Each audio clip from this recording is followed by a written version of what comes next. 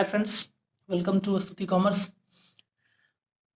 आज हम आप लोगों के लिए जिनका भी कल बीकॉम फर्स्ट ईयर का ऑडिटिंग का एग्ज़ाम है, सेकंड पेपर का, उन लोगों के लिए एक बहुत इम्पोर्टेंट क्वेश्चन लेकर के आए हैं।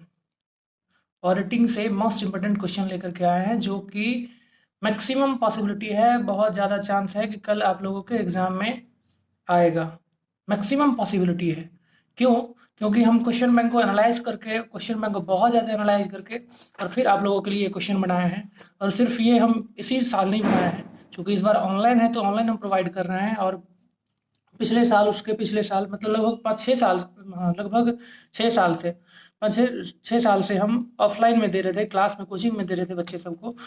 तो उसी से लगभग क्वेश्चन उसी से आता था। लगभग क्या, लगभग 90% उसी से क्वेश्चन आता था। मतलब 99% पॉसिबिलिटी है आपका कि इसमें से क्वेश्चन आएगा ही आएगा, और मैक्सिमम आएगा। जैसे कि 10 क्वेश्चन आएगा, 10 में से 5 बनाना है, आप लोग बनाना होता है आप लोगों को, तो वो 5 हम दे देंगे आप लोगों को। 10 से 12 क्वेश्चन देंगे, 10 से 12, और इसी 10-12 में से आपको 5 से 7 क्वेश्चन आएगा, और इस 7 में से भी आपको 5 बनाना पड़ेगा। तो वो बिल्कुल ये एकदम मैक्सिमम पॉसिबिलिटी है कि आएगा। बाकी तो ऊपर वाले के हाथ में, लेकिन आएगा। तो उसी के लिए हम आज अभी आप लोगों के लिए ये वीडियो बना रहे हैं। वीडियो है बीकॉम पार्ट 1 पटना यूनिवर्सिटी का, बीकॉम पार्ट 1 पटना यूनिवर्सिटी के लिए। तो वीडियो बनाने से पहले बता दें आप लोगों को कि अगर आप लोग को सब्सिडी का भी चाहिए क्वेश्चन पेपर इसी टाइप से, तो आप लोग सब्सक्राइब कीजिए और चैनल को शेयर कीजिए और दूसरों को भी बताइए कि ऐसा कुछ मिलने जा रहा है, यहाँ पर ऐसा क्वेश्चन मिलता है। तो इसीलिए चैनल को सब्सक्राइब कीजिए ज़्यादा, और आगे की वीडियो सबको देखने के लिए। जो नए हैं वो सब्सक्राइब कर लेंगे, और जो पुराने हैं वो शेयर करेंगे और देखेंगे वीडियो को। चलिए, ज़्यादा देर नहीं करते हुए, क्योंकि आप लोग का एग्ज़ाम है। देखिए, पहला क्वेश्चन है, हिंदी और इंग्लिश दोनों में हम डिस्कशन कर रहे हैं यहाँ पर। पहला क्वेश्चन है कि अंकेक्षक एक रखवाली करने वाला कुत्ता है, रक्त पिपासु शिकारी कुत्ता नहीं।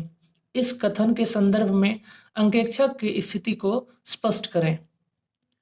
इंग्लिश में है कि N auditor is a watchdog and not a bloodhound. Discuss the auditors position in the light of this statement. पहला क्वेश्चन।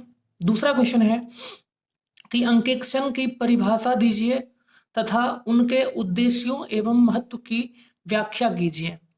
क्वेश्चन एक बार फिर से सुन लेंगे आप लोग। अंकेक्षण की परिभाषा दीजिए तथा उनके उद्देश्यों एवं महत्व की व्याख्या कीजिए। इंग्लिश में है define auditing and discuss its objects and importance. दूसरा क्वेश्चन हो गया।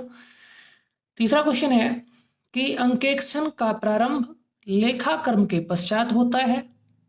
लेखाकर्म किन अर्थों में अंकेक्षण से भिन्न माना जाता है। क्वेश्चन एक बार फिर से सुन लेंगे। अंकेक्षण का प्रारंभ लेखाकर्म के पश्चात होता है तथा लेखाकर्म किन अर्थों में अंकेक्षण से भिन्न माना जाता है। इंग्लिश में accounting begins where where bookkeeping ends.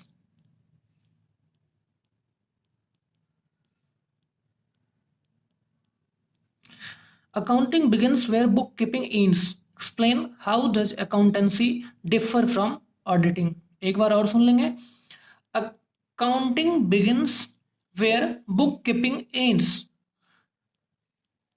Explain how does accountancy differ from auditing. ये दूसरा क्वेश्चन हो गया, सॉरी तीसरा क्वेश्चन हो गया। अब चौथा क्वेश्चन है, आप लोगों को दिखाई दे रहा है, ये थोड़ा सा और इधर कर लेते हैं, है कि किसी व्यवसाय के अंकेक्षण का कार्य शुरू करने से पहले आप कौन कौन से कदम उठाएंगे। किसी व्यवसाय के अंकेक्षण का कार्य शुरू करने से पहले आप कौन कौन से कदम उठाएंगे। ये चौथा क्वेश्चन है हिंदी में। और इंग्लिश में है कि what steps would you take before commencing the actual work of audit of business. एक बार फिर सुनेंगे कि what steps would you take before commencing the actual work of audit of businesses. तो ये चौथा क्वेश्चन था। चैनल पर नए हैं तो भाई सब्सक्राइब कर लीजिएगा, और आगे सब्सिडी का भी वीडियो के लिए आप लोग चैनल को सब्सक्राइब और शेयर जरूर करेंगे, ज़्यादा से ज़्यादा लोगों को बताएंगे कि हाँ भाई है, यहाँ पर क्वेश्चन मिल रहा है। अब पक्का मिलेगा, आप लोग ध्यान रखिएगा कि पक्का मिलेगा। और जब नहीं सब्सक्राइब करना हो तो मत करो, लेकिन जब क्वेश्चन आएगा, क्वेश्चन जब मिल जाएगा उसके बाद तो कर लेना पक्का। अब 5 नंबर है कि संपत्तियों के सत्यापन का क्या अर्थ है। एक अंकेक्षक की किसी एक उत्पाद के चिट्ठे में दिखाई गई संपत्तियों का सत्यापन किस प्रकार करेगा। एक बार और सुनेंगे कि संपत्तियों के सत्यापन का क्या अर्थ है। एक अंकेक्षक किसी एक उत्पाद के चिट्ठे में दिखाई गई संपत्तियों का सत्यापन किस प्रकार करेगा। इंग्लिश में, what is meant by the term verification of assets. How would an auditor verify the assets usually appearing in a balance sheet of manufacturing company? फिर 6 नंबर क्वेश्चन है कि आंतरिक निरीक्षण पद्धति से आप क्या समझते हैं। इस विषय में अंकेक्षक की क्या स्थिति है, समझाइए। मोस्ट इंपॉर्टेंट क्वेश्चन सब हैं, ये ध्यान रखिएगा। मोस्ट इंपॉर्टेंट, एग्जाम में बिल्कुल एकदम 99% पॉसिबिलिटी है कि आएगा, 0.1% है कि नहीं आएगा। आंतरिक निरीक्षण पद्धति से आप क्या समझते हैं, इस विषय में अंकेक्षक की क्या स्थिति है, समझाइए। हिंदी में, इंग्लिश में है कि what do you understand by the term internal check method. What do you understand by the internal check method? What is the situation of auditor in this regard? Explain. What do you understand by the term internal check method? What is the situation of auditor in this regard? Explain. 7 number है question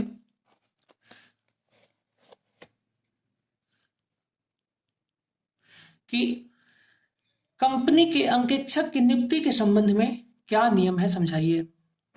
company के अंकेक्षक की नियुक्ति के संबंध में क्या नियम है, समझाइए।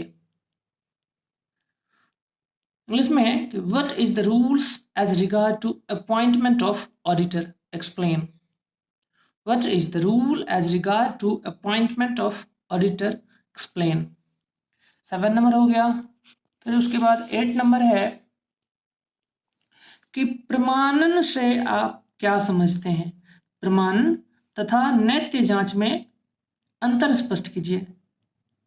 पिछली बार 10 नंबर का ये पूछा था क्वेश्चन, प्रमाणन से आप क्या समझते हैं। वैसे ये तो सब क्वेश्चन पूछा हुआ है 2013 में, 14 में, 15 में, 16 में, कभी ना कभी पूछा गया है, तो उसको एनालिसिस करके हम आप लोगों को क्वेश्चन दिए हैं।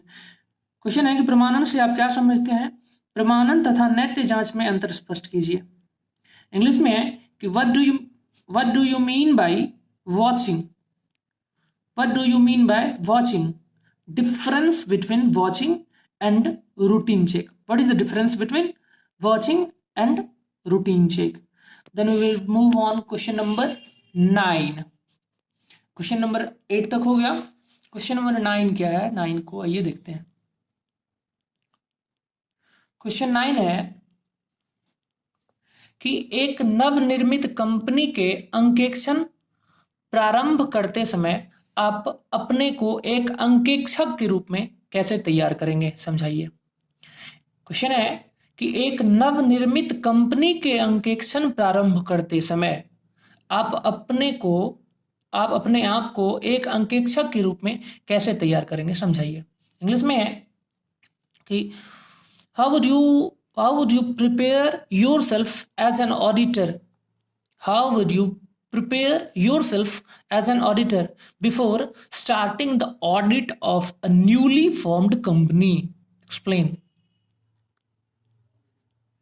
How would you prepare yourself as an auditor before starting the audit of a newly formed company? Explain.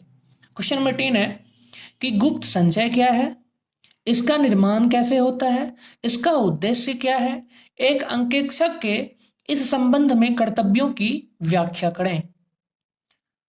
Question है कि गुप्त संचय क्या है, इसका निर्माण कैसे होता है, इसका उद्देश्य क्या है, एक अंकेक्षक के इस संबंध में कर्तव्यों की व्याख्या करें। इंग्लिश में है कि what is secretary reserve, how it is created, what are its purpose, explain the duties of an auditor in this respect.